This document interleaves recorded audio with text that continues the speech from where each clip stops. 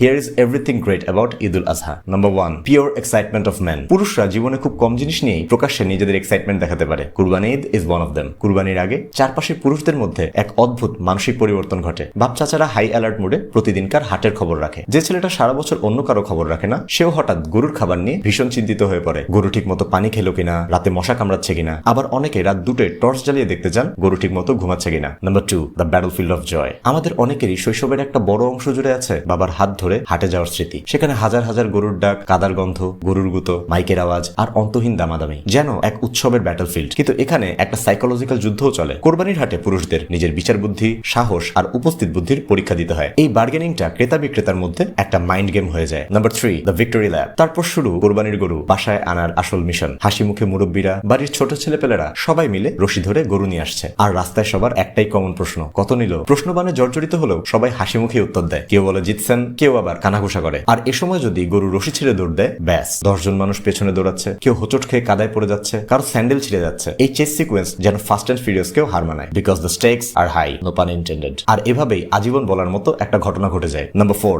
Psychological bonding. প্রশ্ন হলো, কুরবানির পশুর সাথে এই অল্প কটা দিনে মানুষের ইমোশনাল বন্ডিং কিভাবে তৈরি হয়? বিহেভিয়ারাল সাইকোলজি বলে মানুষের ব্রেন তখনই কোনো কিছুর সাথে খুব দ্রুত বন্ডিং তৈরি করে যখন সে নিজ হাতে সেই জিনিসটার দায়িত্ব বা রেসপন্সিবিলিটি নেয়। একটা প্রাণীকে নিজ হাতে খাওয়ানো, তার যত্ন নেওয়া, তাকে সময় দেওয়া, এগুলো আমাদের মস্তিষ্কে অক্সিটোসিন হরমোন রিলিজ করে, যা গভীর মায়ার জন্ম দেয়। এ সময় বাসার সবচেয়ে কঠিন মানুষটাও যেন নরম হয়ে যান। Number 5, families coming together. কুরবানির সকালে বাপ চাচাদের মেজাজ ব্যাপক খারাপ থাকে। বাসাবাড়ির সব জিনিসপত্র এলোমেলো করে একাকার অবস্থা। পুরুষদের জন্য আজ শক্তির পরীক্ষা, আর যে নারীরা ভুঁড়ি পরিষ্কার করবে তাদের জন্য ধৈর্য শক্তির পরীক্ষা। এরপর শুরু হয় আসল কাজ। এই পুরো ক্লান্তিকর প্রসেসের মধ্যেও কিন্তু চা নাস্তার আড্ডাটা চলতেই থাকে। কাটাকুটির মাঝেও রাজনীতির মাঠ থেকে খেলার মাঠ কিছুই বাদ যাচ্ছে না। অভিজ্ঞরা চমৎকার স্কিলে দ্রুত কাটাকাটি করছে, আর পাশে বসে দেখছে তরুণরা। মাঝে মাঝে তারাও হাত লাগাচ্ছে, আর এভাবেই স্কিল ট্রান্সফার হচ্ছে। Number 6, the true meaning of sacrifice. এত সবের মাঝে কি আমরা কুরবানির আসল উদ্দেশ্যটা ভুলে গেলাম? আমাদের হয়তো অল্প কিছু দিনের অ্যাটাচমেন্ট, কিন্তু যে খামারি এত বছরের যত্নে আর আদরে প্রাণীটাকে বড় করেছে, হাটে বিক্রির পর সেও নিজেকে ধরে রাখতে পারে না, শেষবারের মতো গলাটা জড়িয়ে রশিটা ক্রেতার হাতে তুলে দেয়। আর এখানেই কোরবানির সবচেয়ে গভীর আর আধ্যাত্মিক দর্শনটা লুকিয়ে আছে। পবিত্র কুরআনেই বলা আছে, আল্লাহর কাছে গোশত পৌঁছায় না, রক্ত পৌঁছায় না, শুধু পৌঁছায় তাকওয়া। কুরবানি হলো নিজের ভেতরের অহংকার, হিংসা আর পশুবৃত্তিকে ত্যাগ করা। যা আপনি ভালোবাসেন, যার সাথে আপনার মায়া তৈরি হয়েছে, সেটা আল্লাহ সন্তুষ্টির জন্য ছেড়ে দিতে পারা। ইব্রাহিম আলাইহিস সালাম ঠিক এটাই করেছিলেন। 7, দ্য উইজডম অফ শেয়ারিং। সে কারণেই কুরবানির ঈদের সবচেয়ে সুন্দর দৃশ্যটা কিন্তু হাটে বা ড্রয়িং রুমে না, সেটা হয় ঈদের দিন বিকেলে, যখন বাড়ির ছেলেরা এক একজন ডেলিভারি ম্যান হয়ে যান। মাথায় বা হাতে গোশতের ব্যাগ নিয়ে এক বাসা থেকে আরেক বাসায় যাওয়া, এমনকি শহরের আনাচে কানাচে সুবিধা বঞ্চিত মানুষের দ্বারে দ্বারে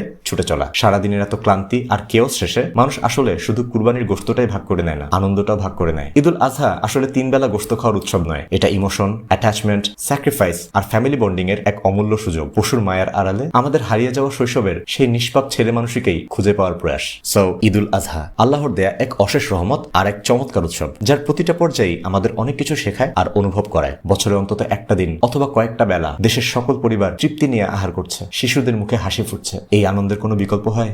ঈদ মোবারক।